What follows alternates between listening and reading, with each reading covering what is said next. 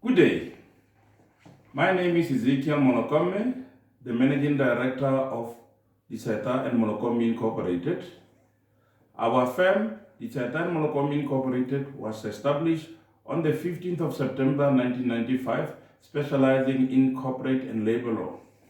Today, I'd like to take you through in terms of a very tricky dismissal called constructive dismissal. Let's first describe what is constructive dismissal. Constructive dismissal is when an employee believes that the employer has made him or her job unbearable to such an extent that continuous employment is no longer possible. Some of the symptoms of constructive dismissal are sexual harassment, continuous harassment, and victimization. In terms of a good guideline, the employee who is aggrieved by the circumstances must lodge a grievance, allowing the company the opportunity to remedy the circumstances. And the employee must allow the employer to investigate the grievance in full. And if the employee is not satisfied with the outcome, then the employee will resign with immediate effect and lodge a case of constructive dismissal with the CCMA or the bargaining council. One of the typical examples that employees make a mistake is that they will lodge a grievance before the company can even investigate the grievance. They resign and give notice of 1 month in terms of the Basic Condition of Employment Act number 75 of 1997. By doing so,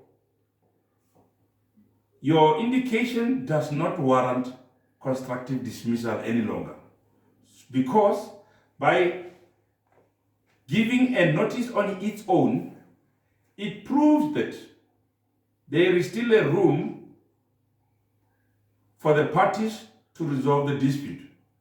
So the law is very clear. It states that if the employee argues that continuous employment is no longer possible, the employee must tender a resignation and leave the employment with immediate effect.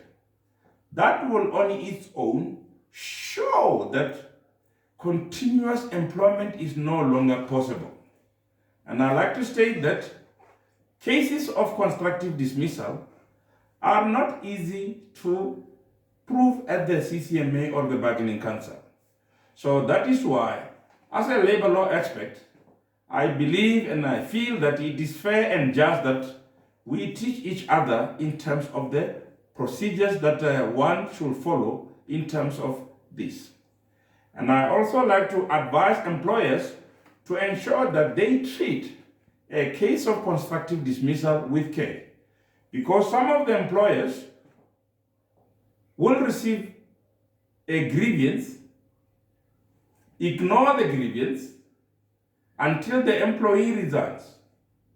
And one of the very serious damaging issue is that some of the employer, after the employee resigns, they will assume that the resignation is in terms of the Basic Condition of Employment Act, because the Basic Condition of Employment Act clearly indicates that if the employer or the employee wish to terminate the relationship, the employment relationship, either party can give each other 1 week notice if the employee has been working for the employer for less than 6 months, 2 weeks notice if the employee has been working for the employer for more than 6 months but less than 1 year, 4 weeks notice if the employee has been working for the employer for more than 1 year. So with constructive dismissal, my advice to all the employers out there is treat that with fair.